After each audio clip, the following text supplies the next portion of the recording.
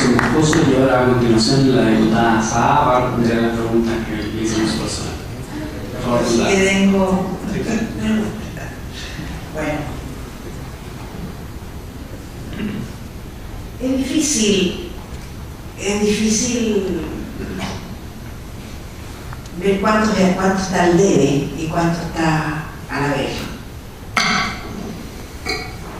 La Concertación fue una coalición que se formó en la dictadura para recuperar la democracia. Y en eso, es cierto, tuvimos un gran éxito. El plebiscito fue realmente haber elegido ese camino. Fue un camino importante, de paz, tranquilidad.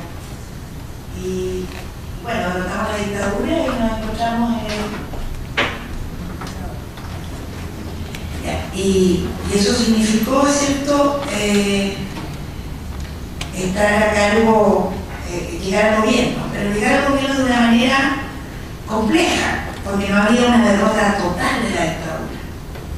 Usted me dice, son explicaciones, explican algunas cosas, pero no el total. Es cierto, y en ese sentido, el primer gobierno de Ecuador fue un gobierno muy equilibrista, por así decir, porque todavía estaba en peligro militar. Y había mucho susto. Yo fui alcaldesa de Conchalí en esa época y era como, tú veías a la gente como que pisaba huevos así, con una tranquilidad, y me decían así, lo digo, compañera, pero había como mucho susto todavía, se fue estabilizando la cosa.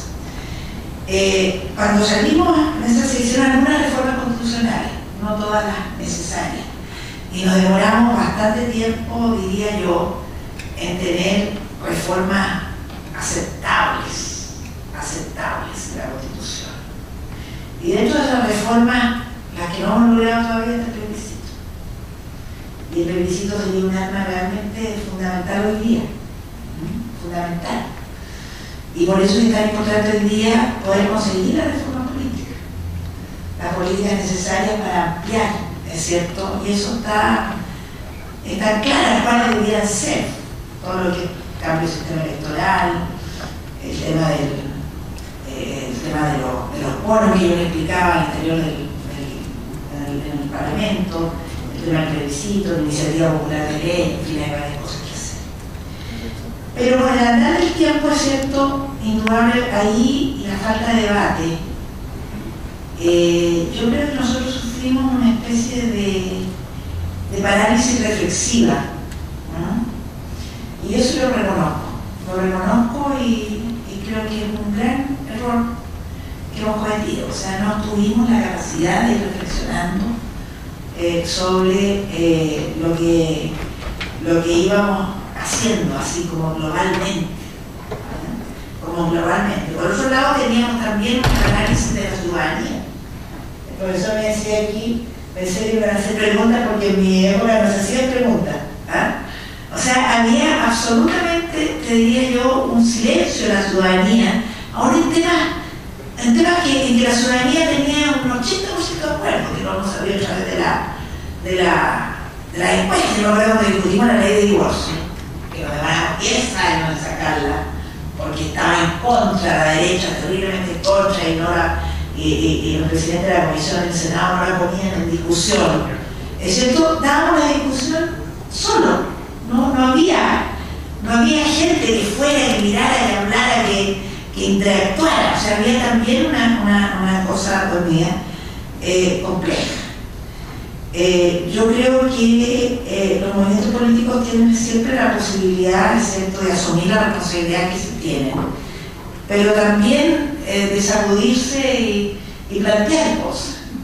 Y en ese sentido yo les diría, el futuro que yo veo es que si conseguimos una reforma política, si hay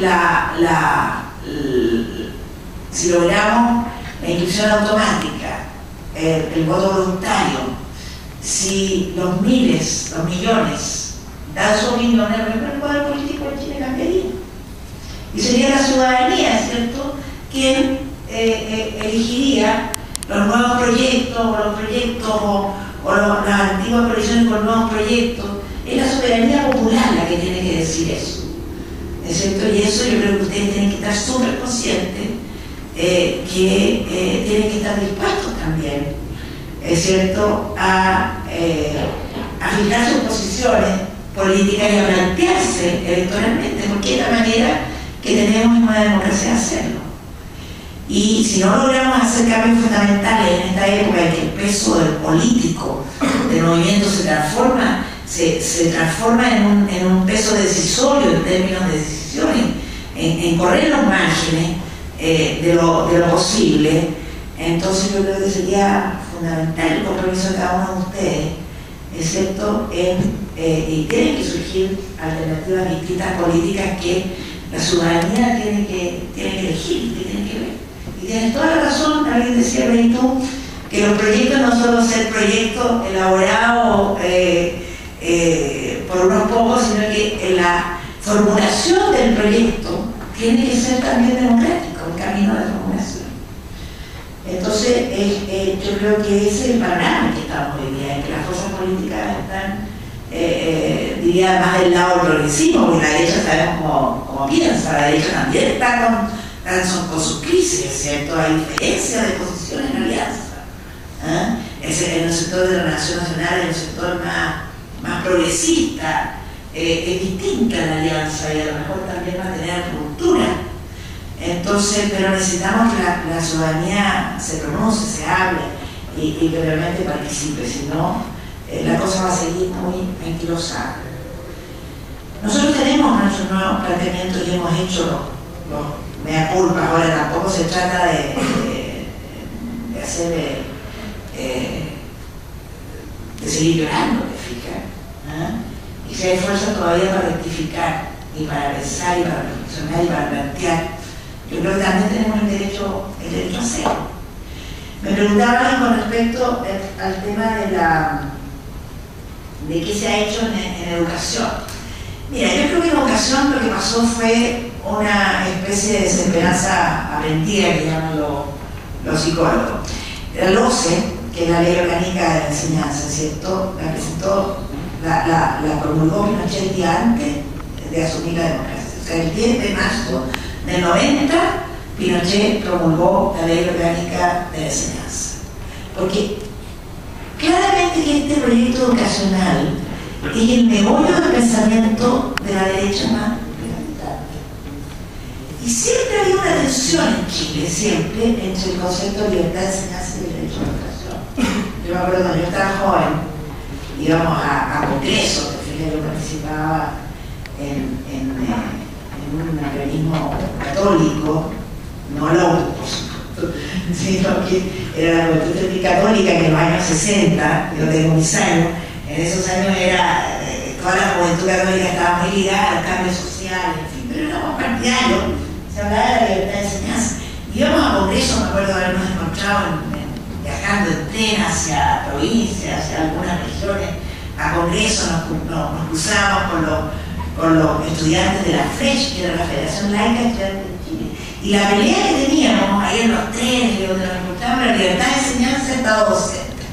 Eran dos conceptos que fue importantes. Y detrás de la libertad de enseñanza, que en sí es un concepto importante, diría yo, bien regulado, no primando sobre el derecho a la educación, es cierto que es la libertad de los que enseñan, libertad para que enseñen, que la defienden mucho las iglesias. Es cierto que no sea solo el Estado el que enseñe, sino que... Sin embargo, eso en la LOCE se dio absolutamente por encima de lo que es el derecho a la educación, que a mi modo de ver debe ser lo principal. Y en la Constitución se refleja eso. Entonces la LOCE diseñó el sistema. ¿Y por qué hubo esa esperanza rendida en nosotros? Porque la verdad es que era tan difícil acosar los poros, porque no teníamos la mayoría, teníamos mayoría simple, pero no teníamos la mayoría necesaria para cambiar la LOCE, que se empezaron a hacer cambios por el lado. Hicimos, se aprobó el estatuto docente, que era necesario en ese minuto, ahora se discute el estatuto docente, pero en ese momento el profesorado estaba absolutamente arrasado por la dictadura, necesitaba una cierta seguridad. temas como la jornada escolar completa, como la subvención especial preferencial. Se avanzó mucho en la infraestructura escolar de la educación media y básica. Ustedes ven que hay edificios nuevos en todo el país. La superintendencia partió en los tiempos de Michelle Bachelet, ahora se aprobó y está a punto de implementarse. La agencia de calidad, los 12 años de educación obligatoria, se avanzó en la subvención de alguna parte de la educación preescolar. Yo les quiero contar sobre lo que planteabas tú, del ingreso a la universidad y el acceso. Yo en el año 94 presenté un proyecto de ley para cambiar cómo se pagaba el AFI, el aporte fiscal indirecto a las universidades, para cambiar el concepto de mejor alumno. Que el concepto de mejor alumno no fuera el mejor puntaje en la prueba, sino que fuera el ranking escolar. Y desgraciadamente aprobamos por unanimidad eso de la Cámara de Diputados y del Senado, se trancó por los conflictos de interés. Un gran opositor a esto era el rector de la Chile y el rector de la Católica.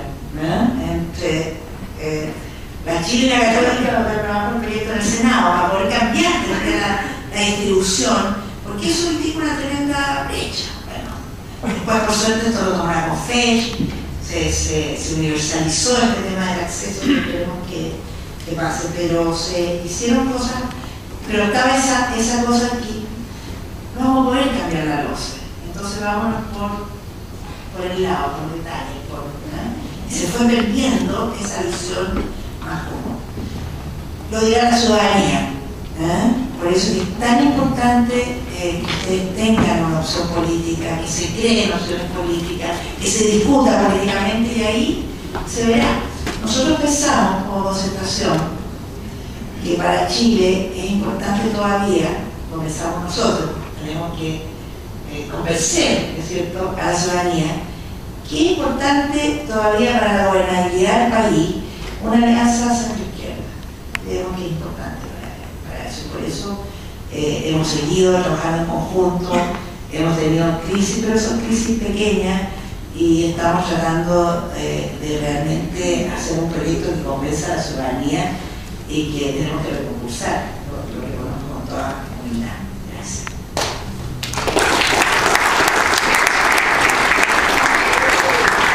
Agradecemos a los expositores, al profesor Moscoso, a la diputada Saá y al profesor Jorrat su presencia. Agradecemos también su presencia en este foro, esperamos que lo hayan disfrutado.